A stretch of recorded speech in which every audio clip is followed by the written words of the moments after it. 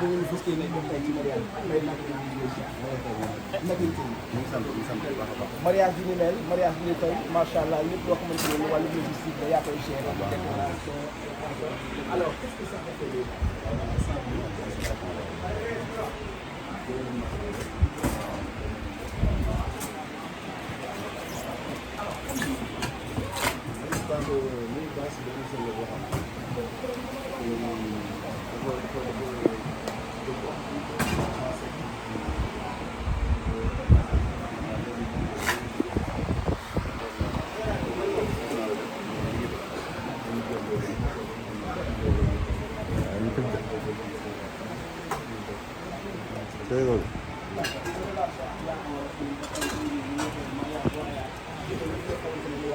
relation ak Yaaw mooy que liggéey bu baax moo waral tey fi nga xam ne mu gis ñuy liggéey lu baax donc mu soxla ñu contacté ñu ñëw defaral ko bu baax quoi. kontaan nañu à tout à l'heure. maa ngi gën a bëgg woon nañu. jaajëf alors mon ami merci. yéen a ngi décoration bi may moo ko géré waaye aussi am na soo xamante ne nii lépp loo xamante ni wàllu organisation la mën naa wax ne moom la xolu événement bi moom la Yaaw bàyyi mooy géré tout le monde kon nag balaa di ko bàyyi ko muy saakoon def mbokk internet. maa ngi nuyu ñëpp di ziar ñëpp di kontaan si yéen bu baax a baax a baax. alors sa xarit sa jigéen woote bés. qu'est-ce que ça te fait en tant que càmmeñal Yaaw. non Yaaw sama yaay. d'accord sama yaay la quoi nekkul sama jigéen sama yaay la. ndax yaakaar naa ku yaay la boo doon moo féetal ba foog nekk nit ku baax nekk jigéen di jàmbaar. lu mu ñàkk si àdduna yaakaar naa ne mbokk moo tax sama dëgg. ndax nekk na jigéen joo xamante ne jàmbaari fàtte ko def koo xamante ne lu góor ne bu ma fee def ko ma gudd ko def kon bés bi jom xamul na ne bés bi dina ko am incha allah. li nga wax noonu dama koy firndeel ndax c'est pas du tout évident nga dëkk Dakar. waaye xewle ñëw si nga xam ne fa nga sosoo fi nga xam ne fa nga juddoo defee sa mariage loolu noonu lan nga ci mën a tiiree am. oui xam nga loolu moo lay wan ne carrément moom li muy waxee chaque jour si moom la nekk. lu ñu wax mu ne Tëngéej laa am Rio laa am te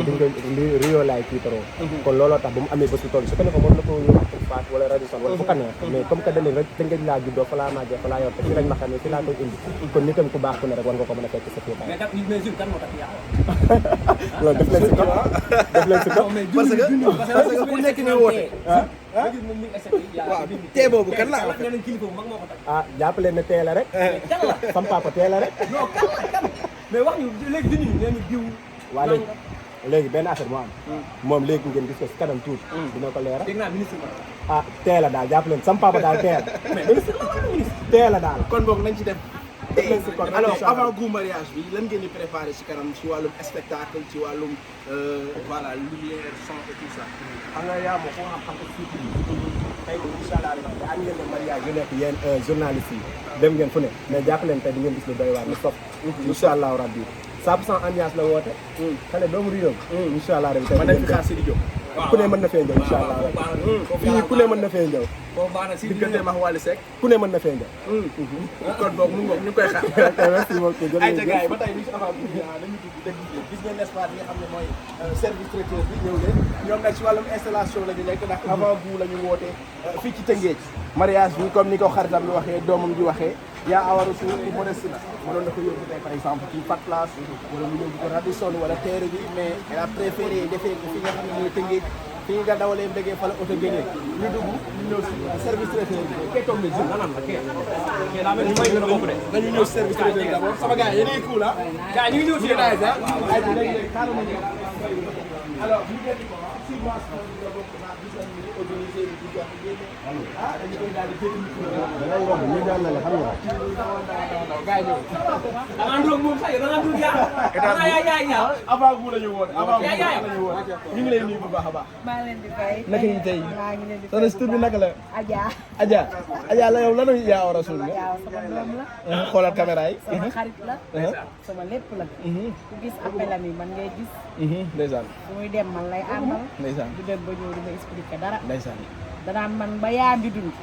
nga doon wax man yow sama yaay nga. te mu tax mu jëfee ko. sama xarit la. sama complice la lépp la ñuy wax ma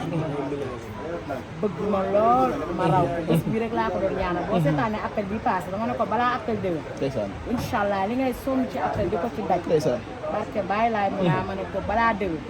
yàlla dina la may jëkkër bu baax bu la attan. ba booy appelaat sa borom kër day toog sa wet parce que Serigne Babacar si laa ko waxee alors laataa muy xuus feneen ci jëkkër jooju lay taxaw dañu gis à chaque fois tey mais ku ci nekk day posé wu la question kan moo takk yaawa kan moo takk yaawa kan moo takk yaawa Rasoul yaaw rek bu baax a ko takk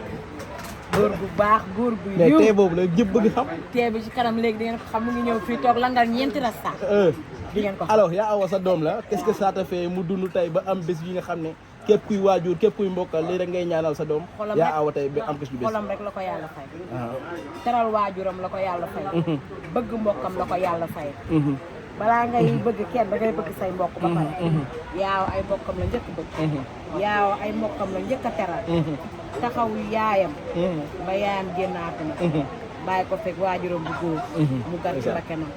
bàyyi ko fekk macha allah ay frère am ak ay sœur am ba tey rek la mu gàccoo woon mu ngi ko gàccoo newul sama yaay dena naana yaay déedéet bëgg famille yaaw balaa moo am jàmm rek daa bégal ay mbokkam ba nu bëgg balaa muy def dara ci biti ci ay biir néegu ndayam ak baayam la ko njëkk di sàmba àlla di xale bu baax barke yonent bi am jom dafa am jom lu góor ne bu tey laa koy def moom bu góor ne dama koy def suba moom léegi balaa ko du def ndax am jom ñu koy ñaanal sëyam bi yàlla na ko yàlla barkeel nga xam ne lépp lu mu sonnoon ci yaayam ak lépp lu ko yaa ay waajuram ñaanaloon gis na ko tey yàlla may na ko jëkkër ci baax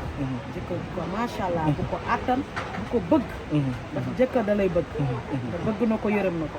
te xam naa ne dina ko mais yaa boo ci jëkkër jooju noonu kan moo takk yaa di ngeen ko gis léegi si kanam mais ko bëgg a xam ni surprise parce que internet yi ñu ngi laaj kan moo takk yaa waaw léegi surprise bi léegi ci yaay ji ngeen ko bëgg a testé yaay ji lañ ko bëgg a testé yaay ji moom di leen ko wax yaay dañu wax ko takk njool maa ngi ñëw léegi ah njool la ñaari xam naa kan la parce que nee ministre la woon ministre bu njool boobu la non non